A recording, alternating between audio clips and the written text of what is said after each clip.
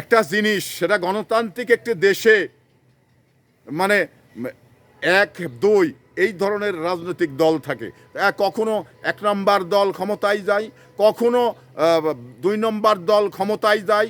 এই গণতান্ত্রিক যে চর্চা, সেই চর্চার হিসাব নিকাশ করতে গেলে আমরা দেখেছি যে একবার মানে এক নম্বর দল যে ক্ষমতায় যান, ক্ষমতায় থাকার পরে আবার পরবর্তী সময় দুই নম্বর দল ক্ষমতায় যান।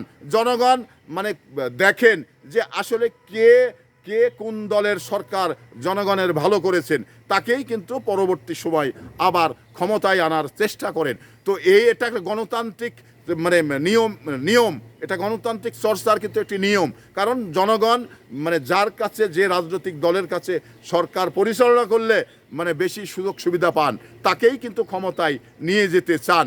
তো আর আমরা যে বাংলাদেশে যে ঘটনাটি দেখেছি, সেটা একটানা ক্ষমতায় থাকার একটি কারণ ছিল যে জনগণের গুরুত্ব ছিল না।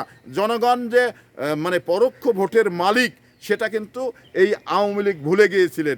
যার কারণে তারা মানে দিনের ভোট রাত্রে করে এবং মানে বিনা প্রতিদ্বন্দ্বিতায় 154 সিটে নির্বাচন করে সরকার গঠন করা, এটা বাংলাদেশের ইতিহাসের পাতায় লেখা হয়েছে।